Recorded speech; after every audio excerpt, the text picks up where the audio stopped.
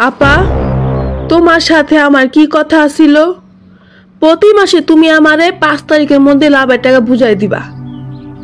পর পর 3 মাস ধইরা তুমি আমারে একটা টাকাও দিতেছ না, সমস্যা কি? আমার কি সংসার নাই? আমার কি চলতে হয় না? আপা, এর আগে কেমন হয়েছে? প্রতি মাসেই তো লাভের টাকা দিয়ে দিছি, এখন একটু সমস্যা হইতাছে। বলছি তো দিয়া দিমু, এভাবে চিল্লেন না, আমার মান ইজ্জত থাকবো না। এতই যদি মান ইজ্জতের কথা ভাবো, তাইলে আমার টাকাটা দিয়া দাও। এভাবে তো হয় না। লাভ ঠিক মতো দিবা না পারলে আমার আসল টাকা ফেরত দাও, ঝামেলা মিটটা যাক। আমি এক কথার মানুষ, ঝামেলা পছন্দ করি না। আপা, বলছি তো সামনের মাসে দিয়া দিমু, একটা কিস্তি আবেদন করছি, সামনের মাসের টাকা হাতে পামু, দিয়া দিমু আপা। ফাতেমা ভাবি, ও ফাতেমা ভাবি, বাড়ি আছো নাকি? আপা, তুমি তাহলে যাও, সামনের মাসে আমি নিজেই তোমার বাড়ির গিয়া টাকা দিয়া দিমু। ভাই, তুমি আজকে আইছো? কেন, তুমি কি আমার দিন নির্ধারণ করে দিছো? আচ্ছা ভাই, চলো একটু বাইরে চলো, বাইরে গিয়া কথা কই। ঘরে আর বাইরে কথা একটাই, আমার টাকা তোমার ফেরত দেওয়ান লাগবো। তা তো অবশ্যই। আচ্ছা চলো বাইরে কথা বলতাছি। হ্যাঁ কও, কি কইবা তুমি? ভাই, অনেক দিন তো ধৈর্য ধরছো, আর কয়টা দিন সবুর করো, সামনের মাসেই তোমার টাকা ফেরত দেবো, চিন্তা করো না। আজ 6টা মাস আমারে ঘুরাইতেছো, আমি কি ক্ষতি করছি তোমার? তোমার বিপদের সময় আমার হাতে পায়ে ধইরা টাকা নিছো, প্রথম 2-3 মাস লাভের টাকা দিছো, এরপর নানা ধানাই ভানাই করতেছো। আমার টাকা তোমার কাছে ফেলায় রাইখা লাভ কি? তোমার সাথে আমার প্রতিদিন আইসা তো ঝগড়া করার দরকার নাই। টাকা পাবো, টাকা দিবা, তুমি আজকেই আমারে টাকা দিবা। সুদে আসলে 50,000 টাকা হয়েছে।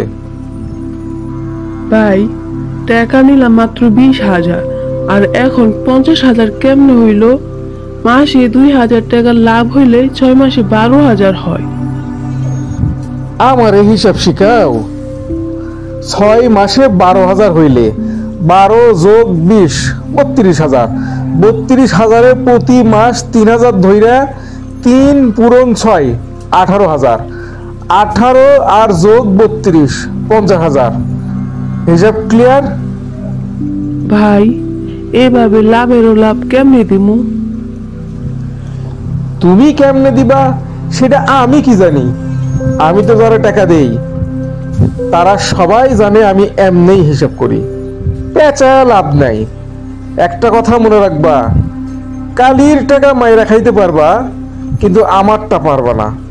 এখন কও, টাকা দিবা নাকি দিবা না? টাকা না দিলে আমি তোমার ব্যাটারে ধরবো। টাকা কিভাবে আদায় করা লাগে সেটা আমার ভালো করেই জানা আছে। না ভাই, তোমার পায়ে ধরি, আমার ব্যাটারে ধরো না, তারে কিছু কইও না, সামনের মাসে আমি তোমার সব টাকা দিয়া দিমু। ঠিক আছে, আজকে আমি চলে যাইতেছি, কিন্তু কথাটা যেন মনে থাকে।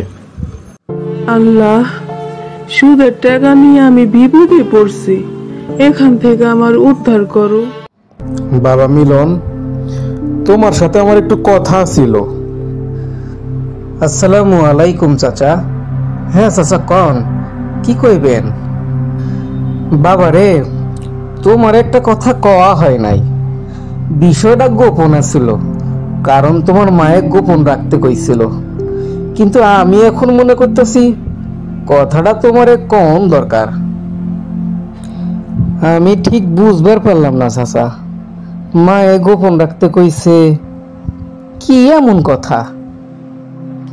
কথাটা হইল, তোমার একবার আর্মির চাকরির জন্য দৌড়াদৌড়ি করলে না?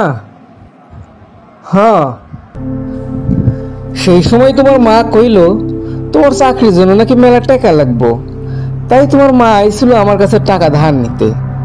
তুমি বাবা এলাকার সওয়াল, চাকরি বাকরি হলে তো ভালোই, গায়ের লোক দেখেই আমি হেল্প করলাম। তখন তোমার মা আমার কাছে 50,000 টাকা ধার নিছিল। এখন বাবা তোমার চাকরি হইল কি না হইল সেইটা তো জানি না, কিন্তু আমার টাকাটা তো ফেরত দিতেছ না। কোন কি চাচা, 50,000?